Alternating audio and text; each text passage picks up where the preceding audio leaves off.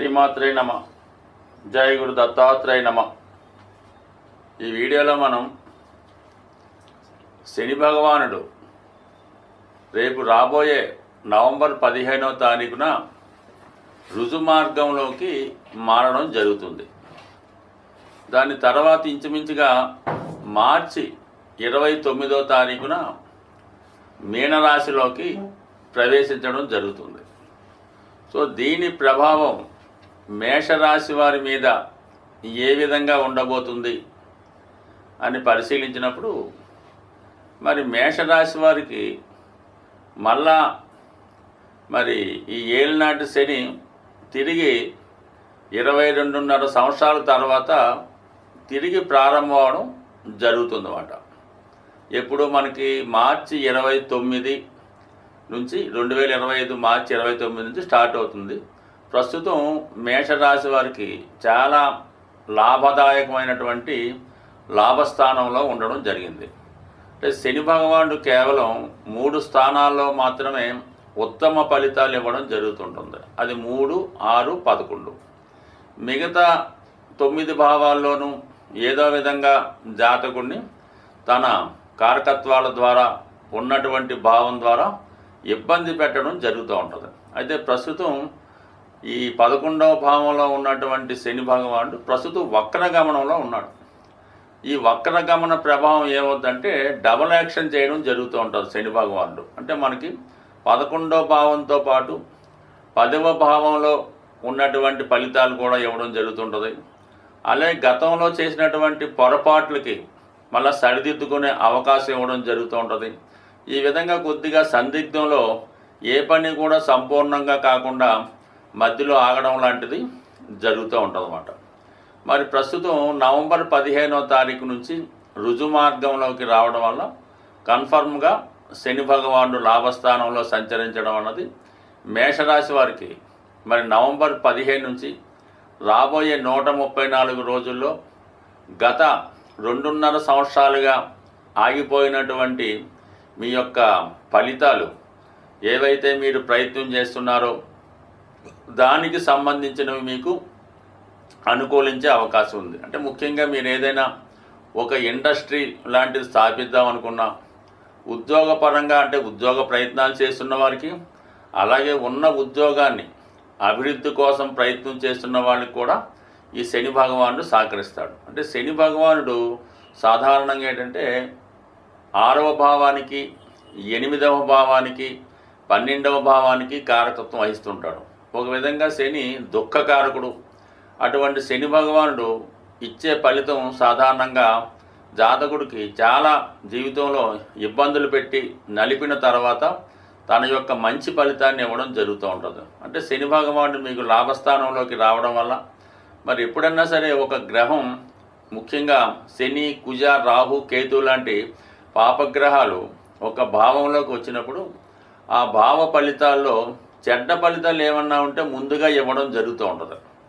అలాగే మంచి ఫలితాలు ఆ రాశిని విడిచిపెట్టే ముందుగా మీకు శుభ ఫలితాలు ఇవ్వడం జరుగుతూ ఉంటుంది. అంటే ఇంచుమించుగా మీకు గత 2.5 సంవత్సరాలుగా ఇంచుమించుగా మీరు ఏవైతే దేనికోసమైతే ఎదురు చూస్తున్నారో ఆ ఫలితాలన్నీ కూడా మీకు నవంబర్ 15 నుంచి ఇంచుమించుగా మార్చి 29వ తారీఖు లోపల ఈ ఫలితాలు మీకు రావడం జరుగుతుంది. అంటే ముఖ్యంగా శని వృత్తికారకుడు కాబట్టి వృత్తికి సంబంధించిన ఫలితాలు, అలాగే లాభానికి సంబంధించిన గతంలో మీరు ఏదైనా ఎవరికన్నా ధనం ఇచ్చి వాళ్ళు ఇవ్వకుండా ఉన్నా, అలాగే వివాహ సంబంధించిన విషయాల్లో మీకు ఏమైనా సమస్యలుండి ఏదో విధంగా భార్యాభర్తలు దూరంగా ఉండడం కానీ, లేదంటే సంతానం దూరంగా ఉండడం వల్ల కానీ, భార్యాభర్తలు చెరో చోట ఉద్యోగం చేయడం వల్ల కానీ ఇవన్నీ కూడా మీకు మరి ఈ రాబోయే చివరి 4 నెలల్లో కంప్లీట్గా మీ యొక్క ఫలితాలు శని భగవానుడు మీకు ఇచ్చి మాత్రమే మళ్ళా ద్వాదశ భావమైనటువంటి 12వ స్థానంలోకి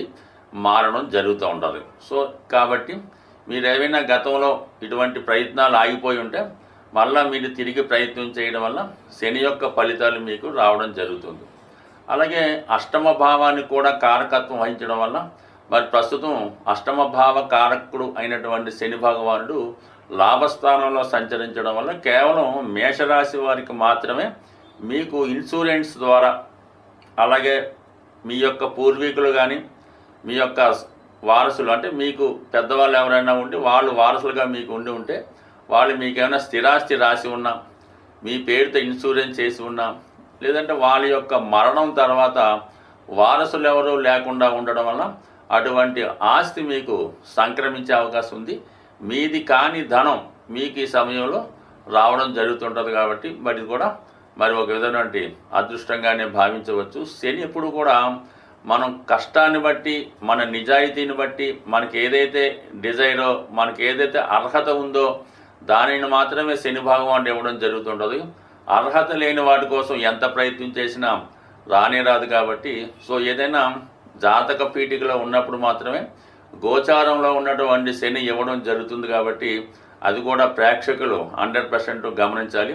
ఏదో ఆకస్మిక ధనలాభం, లాటరీ లాంటిది వచ్చే అవకాశం ఉందని వీడియోలో చెప్పినంత మాత్రాన అది అందరికీ వర్తించదు. అది ఏదో కొద్ది మందికి వాళ్ళు ఏదో ఇన్సూరెన్స్ చేసి ఉన్నా, ఆ ప్రయత్నం చేస్తున్న వాళ్ళకి మాత్రమే వస్తుంది తప్ప మరి మేషరాశి ప్రతి ఒక్కరికి కూడా ఈ ఇన్సూరెన్స్ ద్వారా పెద్దవాళ్ళ ద్వారా వచ్చే అవకాశం ఉండదు. బట్ ఏదైనా కొంత లాభం మాత్రం ఉంటుంది. మీకు ఏదైనా రావాల్సి ఉంటే ఈ సమయంలో తప్పకుండా అది మీకు అనుభవంలోకి రావడం జరుగుతుంది. శని యొక్క ప్రభావాన్ని నుంచి అంటే చెడు ఫలితాన్ని నుంచి తప్పుకోవాలంటే ఏకైక మార్గం చాలా క్రమశిక్షణతో మెలగడం అన్నది చాలా ఇంపార్టెంట్ అయిన విషయం. ఎక్కువగా దేహానికి అంటే శరీరానికి కష్టం కలిగించే విధంగా చేయు పనులు చేసినప్పుడు శని యొక్క అనుగ్రహం కలుగుతుంది. తగు విధంగా ఆరోగ్యం కూడా రావడం జరుగుతూ ఉంటుంది. సో ముఖ్యంగా ప్రతిరోజు కొద్దిసేపైనా నడక, అలాగే చిన్న చిన్న పనులు నడిచి చేసుకోవడం వల్ల కూడా కొంతవరకు ధనం ఆదా అవుతుంది. అలాగే శరీరంలో శక్తి కూడా పెరుగుతూ ఉంటుంది. ముఖ్యంగా కుటుంబంలో ఉన్నటువంటి వృద్ధులు, పెద్దవాళ్ళు శని యొక్క రూపానికి ప్రతిరూపాలుగా ఉంటారు. ఎట్టి పరిస్థితుల్లో కూడా కుటుంబంలో పెద్దల్ని అశ్రద్ధ చేయకుండా వారికి తగు విధంగా సహాయపడుతూ వాళ్ళ అవసరానికి ఏదైనా జీవితంలో అంటే కనీసం రోజుకి ఒక్కసారైనా వాళ్ళని పరామర్శించడం, వాళ్ళకి ఏవైనా అవసరాలు ఉన్నాయా, ఏవైనా వస్తువులు కావాలా అని తెలుసుకోవడం వల్ల కూడా శనిగ్రహ అనుగ్రహం జాతకుడికి లభిస్తూ ఉంటుంది. దాని తర్వాత ముఖ్యంగా వృద్ధాశ్రమాలు, అలాగే వృద్ధులు చాలా బలహీనంగా ఉంటూ చాలామంది ఈ మధ్యకాలంలో మనకి చాలా ఇబ్బంది పడుతూ ఉంటారు. అటువంటి వారు మీకు బంధువులే కానక్కర్లేదు. ఎవరైనా సరే వాళ్ళకి అవసరమైనటువంటి మందులు సమకూర్చడం, మీకు అవకాశం ఉంటే చాలామంది మీరు టౌన్లో తిరుగుతున్నప్పుడు మరి రోడ్ సైడ్ని వృద్ధులు నిద్రపోవడం జరుగుతూ ఉంటుంది. వాళ్ళకి ఏవైనా కప్పుకోవడానికి తగు విధంగా రగ్గులు లాంటివి కానీ ఇవ్వడం వల్ల ఈ విధంగా కూడా శని భగవానుడు మీకు ఖచ్చితంగా సహకరించడం జరుగుతూ ఉంటుంది. అలాగే క్రమశిక్షణ అన్నది ఇంపార్టెంట్. ఏ విషయంలో ఉన్నా సరే పంచువాలిటీగా టైంకి అన్నీ పూర్తి చేసుకోవడం వల్ల కూడా శని భగవానుడు అనుగ్రహిస్తాడు.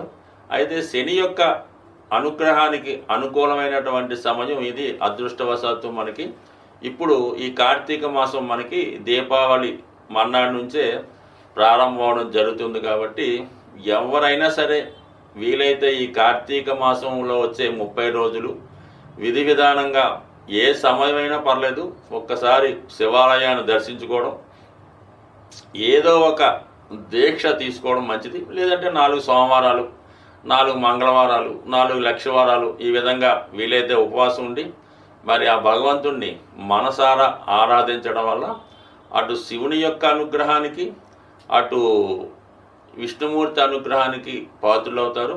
ముఖ్యంగా అది చాలా గొప్ప విషయం ఏంటంటే సామూహికంగా ఈ కార్తీక మాసంలో వనభోజనాలని ఉసిరి చెట్టు కింద భోజనాలు చేయడం జరుగుతూ ఉంటుంది. అలా వీలుంటే ఒక్కసారి మీరు కూడా ఈ ఉసిరి చెట్టు కింద మరి చక్కగా అందరితో కలిసి సహంగా భోజనం చేయడం వల్ల మీరు వీలుంటే కొంతమందికి మీరు ఇటువంటి భోజనాలు ఏర్పాటు చేయడం వల్ల కూడా ఖచ్చితంగా ఈ అనుగ్రహం మీ మీద లభిస్తూ ఉంటుంది. అలాగే ఈ కార్తీక మాసంలో లక్ష్మీ అమ్మవారికి ఈ ఉసిరికాయలు, అంటే పెద్ద ఉసిరికాయలు, కనీసం అంటే లెక్కతో సంబంధం లేదు, కొన్ని అమ్మవారికి సమర్పించి అవి మీ దగ్గర మీ ఇంట్లో దాచుకొని వీలైనప్పుడు దాన్ని ఉపయోగించడం వల్ల కూడా మరి లక్ష్మీ అనుగ్రహం, శివుని అనుగ్రహం ఇవన్నీ కూడా ఈ కార్తీక మాసంలో మీకు లభిస్తూ ఉంటాయి. కాబట్టి ఎవరి ఆచారాన్ని బట్టి, ఎవరి అవకాశాన్ని బట్టి విధి విధానంగా ఇది పాటించండి. ఇవేమీ చేయలేము అనుకున్న వాళ్ళు కేవలం ఓం నమఃశివాయ అనే శివ పంచాక్షరి మంత్రాన్ని, దానికి ఏమీ సమయం అక్కర్లేదు, మాసం అక్కర్లేదు, నెల అక్కర్లేదు, మీకు ఎప్పుడు తోస్తే అప్పుడు ఈ యొక్క మంత్రాన్ని మీరు కనీసం మీకు ఎన్నిసార్లు వీలైతే అన్నిసార్లు మనసులో అనుకున్నా సర్లేదు, బయటికి అనుకున్నా పర్లేదు, ఖచ్చితంగా చేయడం వల్ల మరి ఎంత రుణ బాధలున్నా, ఎంత ఈది బాధలున్నా వాటి నుంచి ఈ శివనామ స్మరణతో 100% బయటపడడం జరుగుతుంది. స్వస్తి.